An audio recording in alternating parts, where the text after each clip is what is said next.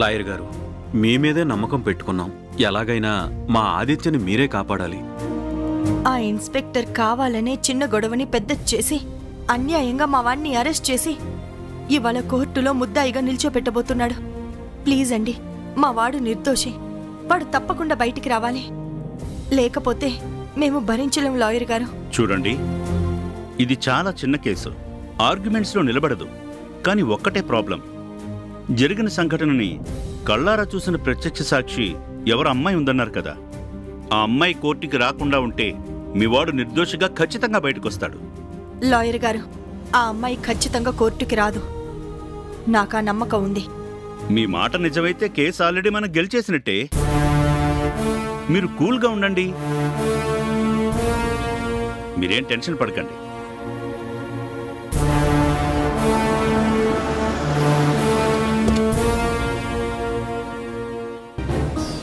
అమ్మా, నాన్న, అమ్మా. ఆదిత్య, ఆదిత్య, ఆదిత్య, నీకేం కాదురా, ధైర్యంగా ఉండు. ఆదిత్య.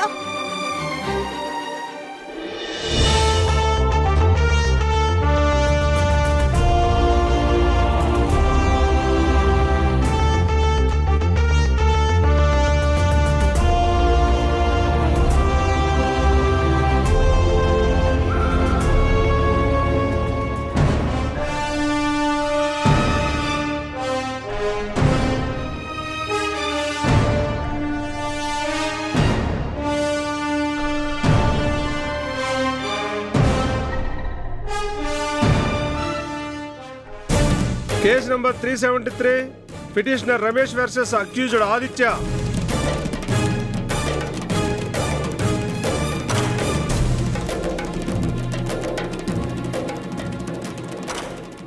బ్రో, ఈ దెబ్బతో ఆదిత్యగాడు అవుట్.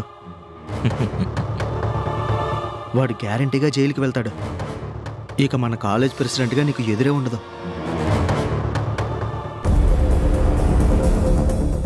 చా, ఏదో మన ఆదిత్య రమేష్ గారిని బెదిరిస్తే చాలు అనుకుంటే సిచ్యువేషన్ ఇంతదాకా వచ్చిందేంట్రా? మరి ఆ రమేష్ గారు వాళ్ళ అమ్మ టాపిక్ తీసుకొస్తే ఆదిత్యకి మాత్రం మండదా? అందుకే తుక్కు కింద కొట్టాడు.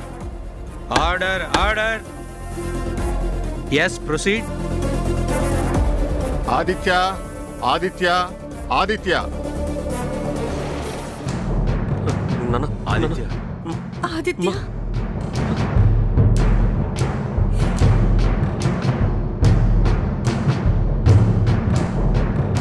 నమస్కారం సార్.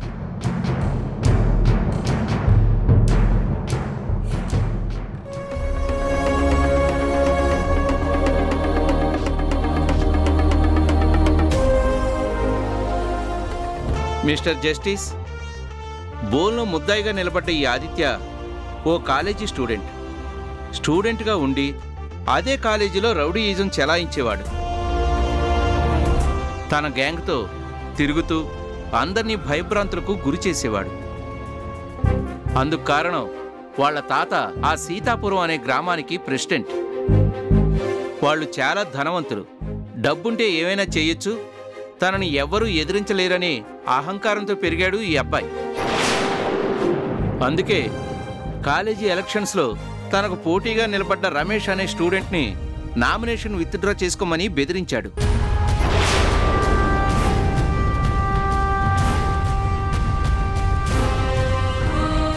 ప్రెసిడెంట్గా నేను యునానమస్గా గెలవాలని హెచ్చరించాడు. కానీ తన ఫ్రెండ్స్ ఎంకరేజ్ చేయడం వల్ల కాలేజీ ప్రెసిడెంట్గా నిలబడ్డ రమేష్ మాత్రం అందుకు ఒప్పుకోలేదు. నామినేషన్ విత్డ్రా చేసుకోను, నువ్వో నేనో ఎవరు గెలుస్తారో నిర్ణయించేది మన కాలేజీ స్టూడెంట్స్, ఎలక్షన్స్ జరిగి తీరాలన్నాడు.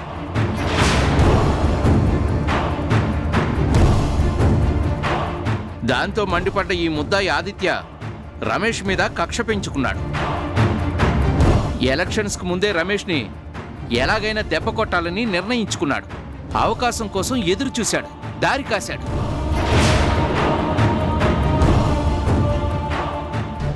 సంఘటన జరిగిన రోజు నడి రోడ్డు మీద రమేష్ తన ఫ్రెండ్స్తో మాట్లాడుతుండగా ఒక్కసారిగా విరుచుకుపడ్డాడు. విచక్షణారహితంగా కొట్టడం మొదలుపెట్టాడు. రమేష్ వద్దు వద్దు అన్నా కూడా వారిస్తున్నా వినకుండా ఎంత ధైర్యంరా నీకు? నువ్వు నాకు పోటీగా వస్తావా? నిన్ను బతకనివ్వనంటూ ప్రాణాలు తీసేంత దారుణంగా హింసించాడు.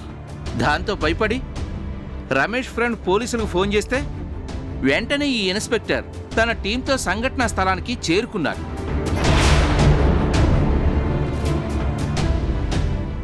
పోలీసులు రావటం చూసి ఈ ఆదిత్య తన ఫ్రెండ్స్తో పరారయ్యాడు. గాయపడ్డ రమేష్ని పోలీసులు ప్రభుత్వ ఆసుపత్రికి తీసుకెళ్లి ఫస్ట్ ఎయిడ్ తర్వాత పరీక్షలు చేయించారు. బలమైన పిడిగుద్దుల వల్లే రమేష్ ఒంటి మీద మొహం మీద గాయాలు ఏర్పడ్డాయని డాక్టర్ ఇచ్చిన సర్టిఫికెట్ ఇది.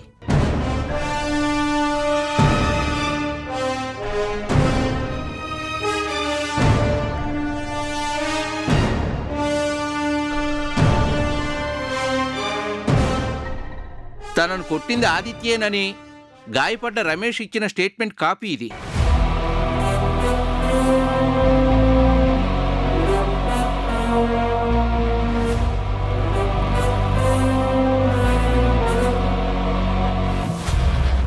కాబట్టి మిస్టర్ జస్టిస్, ఇలాంటి అహంకారైన యువకుడికి తగిన బుద్ధి చెప్పాలంటే, గుణపాఠం రావాలంటే తను చేసిన దౌర్జన్యానికి తప్పకుండా కఠినమైన జైలు శిక్ష పడి తీరాలి. That's all.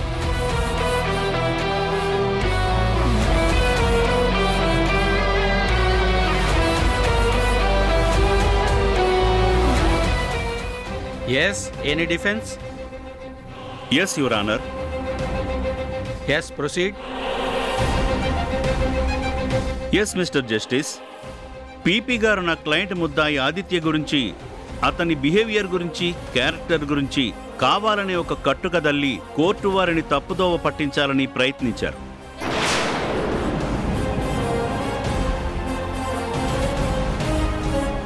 Your honour, students మధ్య ఏదో చిన్న గొడవ జరిగితే కావాలనే దాన్ని పెద్ద చేసి ఈ ఇన్స్పెక్టర్ ఐపీసీ సెక్షన్ 30733 and 506 ప్రకారం కేసును పెట్టడాన్ని బట్టే, ఎఫ్ఐఆర్ రాయటాన్ని బట్టే దీని వెనుక ఏదో ఖచ్చితమైన దురుద్దేశం ఉందని క్లియర్గా తెలుస్తోంది యువర్ ఆనర్.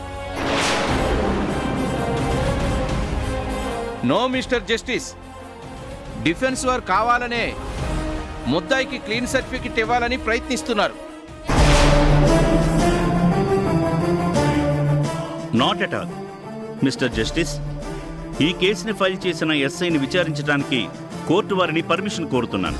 Permission granted.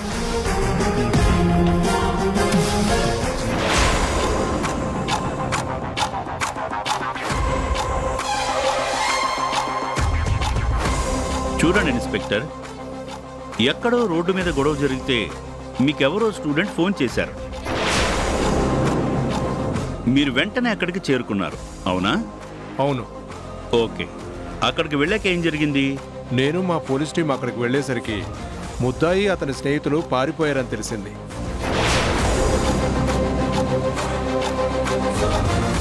గాయపడ్డ రమేష్ని హాస్పిటల్కి తీసుకెళ్లి ట్రీట్మెంట్ చేయించి అతడి స్టేట్మెంట్ని డాక్టర్ గారు ఇచ్చిన మెడికల్ రిపోర్ట్ను బట్టి కేసు ఫైల్ చేశాను.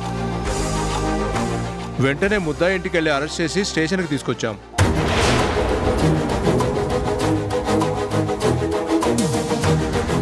అంటే ముద్దాయి ఆదిత్య పిటిషనర్ రమేష్ని కొట్టడాన్ని మీరు మీ కళ్ళతో చూడలేదుగా, అవునా?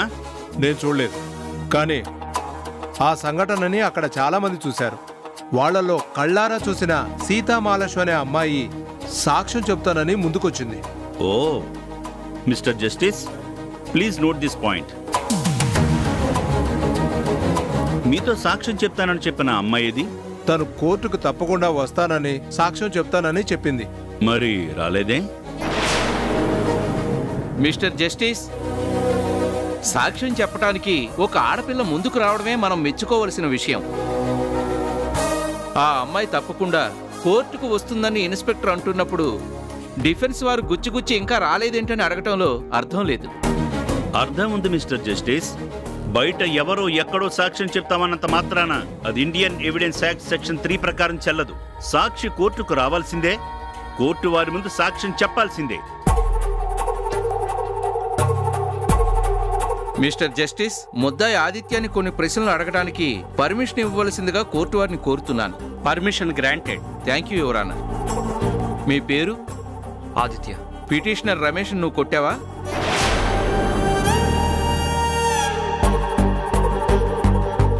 ఐ రిపీట్, రమేష్ని నువ్వు కావాలనే కొట్టావా లేదా అని అడుగుతున్నాను. కొట్టాను సార్, కానీ కావాలని కొట్టలేదు సార్. ఓహో, కావాలని కాకుండా అక్కర్లేదని కూడా కొడతావా? Objection your honour. Objection over ruled. Thank you your honour. Come on, speak out. Ramesh నువ్వు కావాలనే చంపాలనే కొట్టావు, అవునా కాదా? లేదు లేదు సార్, అలాంటి ఉద్దేశం నాకు లేదు సార్. మరి ఎందుకు కొట్టావు? వాడు నా గురించి కాలేజ్లో చాలా చాలా బ్యాడ్గా ప్రాపగండా చేస్తున్నాడు సార్. అలా ఎందుకు చేస్తున్నావు అని అడగడానికి వెళ్తే వాడు తిట్టాడు సార్.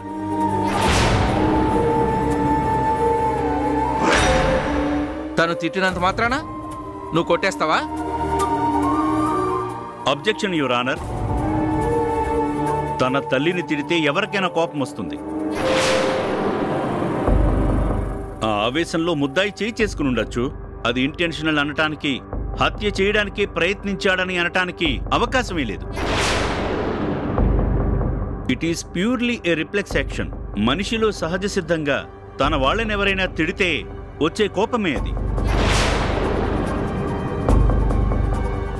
ఆ కోపంలో కొట్టినంత మాత్రాన హత్యా ప్రయత్నం అనటం మాత్రం దారుణం. No mister justice. మా అమ్మని తిట్టాడు, మా నాన్నని తిట్టాడు, లేదా నా చెల్లిని తిట్టాడు, నా అక్కని తిట్టాడు అన్నంత మాత్రాన ఇలా ఎదుటి మనిషిని ప్రాణాలు పోయేంత దారుణంగా కొడితే చట్టం చూస్తూ ఊరుకోదు. పర్సనల్ ఎమోషన్స్ వేరు, చట్ట ప్రకారం నడుచుకోవలసిన తీరు వేరు. తన ఆవేశాన్ని కంట్రోల్ చేసుకోలేని మనిషి ఎలాంటి అఘాయిత్యాలైనా చేయడానికి సిద్ధపడతాడనడానికి ఈ ముద్దాయి ఆదిత్యయే బెస్ట్ ఎగ్జాంపుల్.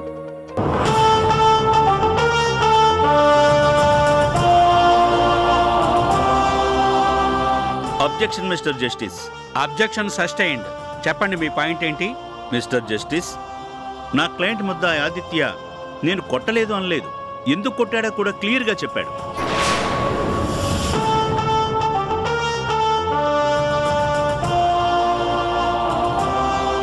అయినా కూడా పీపీ గారు ఉద్దేశపూర్వకంగానే చేసిందన్నట్టుగా మాట్లాడుతున్నారు.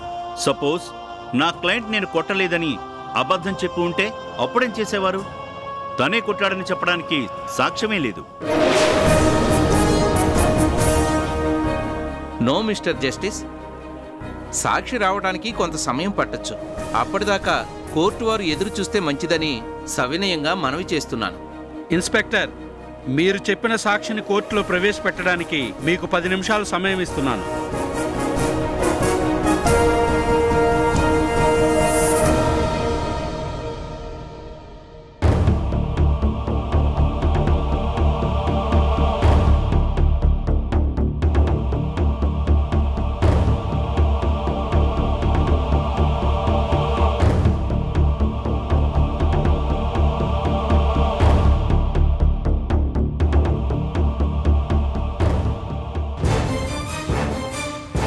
Order, order, order.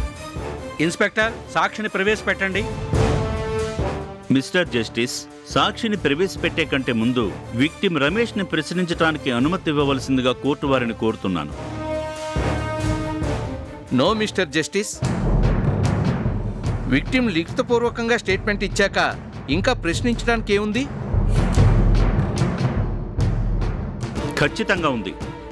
అదేంటో ఇప్పుడే నిరూపిస్తాను. Permission granted. రమేష్, రమేష్, రమేష్.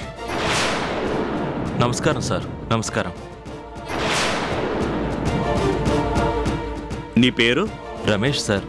నిన్ను దారుణంగా కొట్టాడని నువ్వు కంప్లైంట్ ఇచ్చిన వ్యక్తి అతనేనా? అవును సార్, వాడే సార్.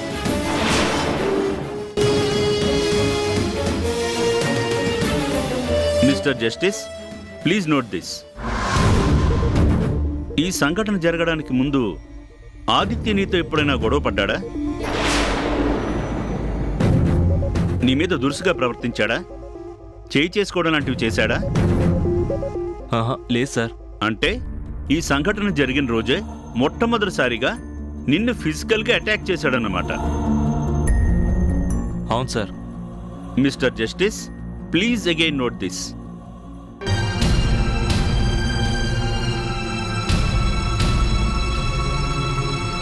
చెప్పు రమేష్, సంఘటన జరిగిన రోజు ముద్దాయి నిన్ను డైరెక్ట్గా వస్తూనే అటాక్ చేశాడా, లేక మీ ఇద్దరి మధ్య ఏదైనా గొడవలాంటిది జరిగిందా? నేను నా ఫ్రెండ్స్ ఉంటే ఆదిత్య తన ఫ్రెండ్స్తో వచ్చి నన్ను బెదిరిస్తూ మాట్లాడాడు సార్. బెదిరించడం అంటే? అంటే తన గురించి నెగిటివ్గా మాట్లాడకూడదని నాకు వార్నింగ్ ఇచ్చాడు సార్. అంటే ఆదిత్య గురించి నెగిటివ్గా మాట్లాడేవా? కాలేజీలో అందరికీ తన గురించి బ్యాడ్గా చెప్తున్నావా? అంటే కాలేజ్ ఎలక్షన్స్ టైం కదా, మా స్టూడెంట్స్ మధ్య పోటీ టఫ్గానే జరుగుతుంది. ఆ ఎమోషనల్లో ఏదేదో అంటుంటాం. అయితే నువ్వు అతన్ని వినడం కూడా ఆ ఎమోషన్లో భాగమేనా? లేదు sir. Objection your honour. Defence lawyer court వారి ముందు అన్పార్లమెంటరీ పదాన్ని వాడుతున్నారు. This should not be allowed. Why not mister justice? నా క్లయింట్కి పట్టరానంత ఆవేశం రావడానికి కారణమే ఈ రమేష్ ప్రయోగించిన ఆ తప్పుడు మాట. అందువల్లే పరిస్థితి సీరియస్ అయిపోయింది, కొట్టుకునేదాకా వచ్చింది. ఇప్పుడు కోర్టులో ఈ విచారణ కూడా జరుగుతుంది.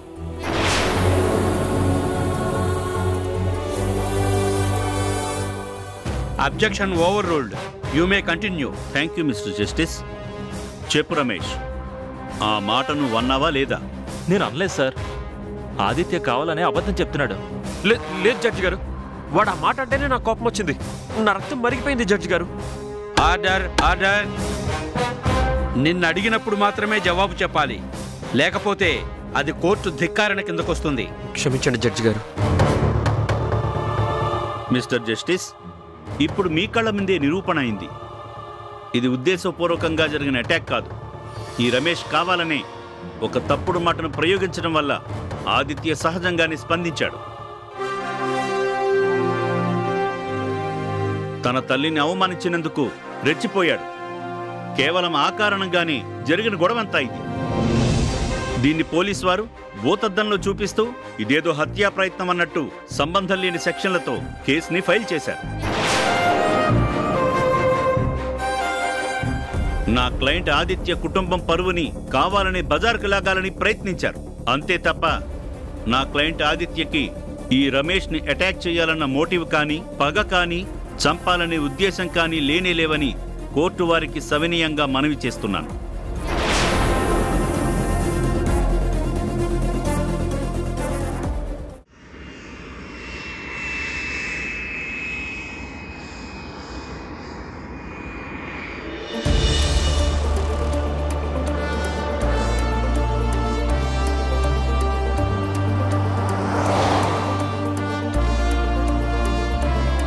మిస్టర్ జస్టిస్, ఎన్నో ఏళ్లుగా కారు నడుపుతున్న ఒక వ్యక్తి యాక్సిడెంట్ చేయకూడదని ఉందా? గతంలో ఎప్పుడూ నేర చరిత్ర లేని మనిషి నేరం చేయకూడదని ఎక్కడైనా ఉందా? ఏ నేరమైనా రెండు రకాలుగా జరుగుతుంది. అది క్షణికావేశంలో కావచ్చు, లేదా ప్రణాళికాబద్ధంగా అయినా కావచ్చు. ఏ రకంగా జరిగినా నేరం నేరమే, నేరస్తుడు శిక్షార్హుడే. డిఫెన్స్ లాయర్ గారు వాదించినట్టు ముద్దాయి అటాక్ వెనుక చంపాలన్న ఉద్దేశం ఉండకపోవచ్చు. కానీ ఒకవేళ తను కొట్టిన దెబ్బల వల్ల విక్టిమ్ చనిపోయుంటే అది కూడా క్షమించదగ్గదే అంటారా? కానే కాదు. ఏ crime is a crime and the criminal should be punished అలా అంటుంది న్యాయశాస్త్రం. కాబట్టి ఈ కేసులో ప్రత్యక్ష సాక్షి అయిన సీతామహాలక్ష్మిని ప్రవేశపెట్టడానికి కోర్టు వారిని అనుమతి కోరుతున్నాను. ప్రవేశపెట్టండి. Thank you your honour. Seethamahalakshmi, Seethamahalakshmi, Sitamahalakshmi.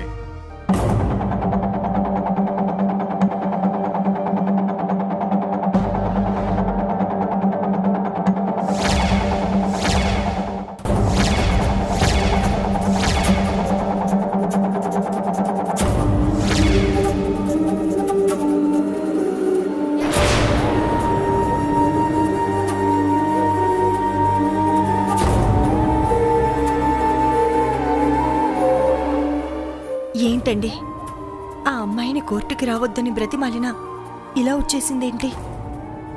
ఏమో, నువ్వు బతిమలాడినందుకు మనవాడు ఎలాంటి నేరం చేయలేదు, తనేం చూడలేదని చెప్పడానికి వచ్చిందేమో. Order order. నీ పేరేంటమ్మా? సీతమహాలక్ష్మి. నువ్వేం చెప్పాలనుకున్నా ఈ బోన్లోకి వచ్చి చెప్పు. అలాగేనండి.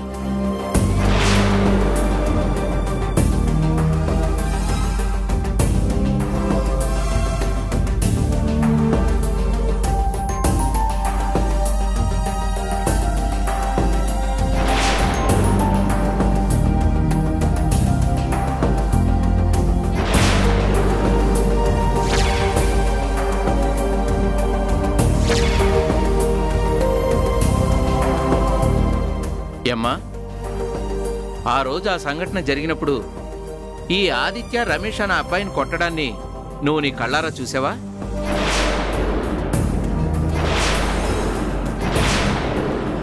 అవును, చూశాను. ఏం చూసావు? అసలు నువ్వు అక్కడికి ఎందుకు వెళ్ళావు? నువ్వు వెళ్ళాక అక్కడ ఏం జరిగిందో మొత్తం కోర్టు వారికి వివరంగా చెప్పమ్మా.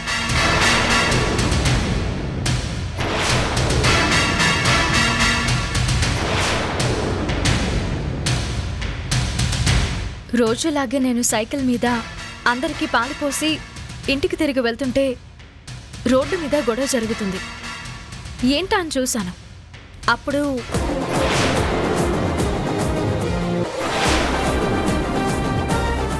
నీకేం భయం లేదు, నువ్వు ధైర్యంగా చూసింది చూసినట్టు కోర్టు వారికి చెప్పొచ్చు.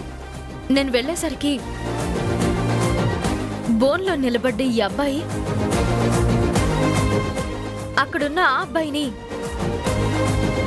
పట్టరాని కోపంతో విచక్షణ రహితంగా దారుణంగా కొట్టడాన్ని నేను నా కళ్ళారా చూశాను.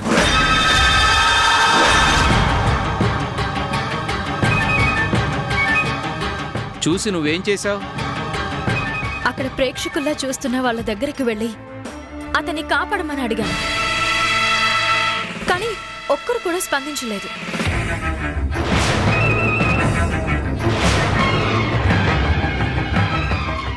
ఈలోగా పోలీసులు రావడంతో రక్తం కారేలా కొట్టిన అతను, అతని ఫ్రెండ్స్ బైక్ మీద నా కళ్ళ ముందే పారిపోయారు. ఇన్స్పెక్టర్ గారు వచ్చి ఈ సంఘటనని కళ్ళారా చూసిన వాళ్ళు ఎవరైనా ఉంటే ముందుకు రండి అన్నారు. నేను ముందుకు వెళ్ళి సాక్ష్యం చెప్తాను అన్నాను. ఇప్పుడు మీ ముందు బోన్లో నిలబడి జరిగింది జరిగినట్టు సాక్ష్యంగా చెప్పాను.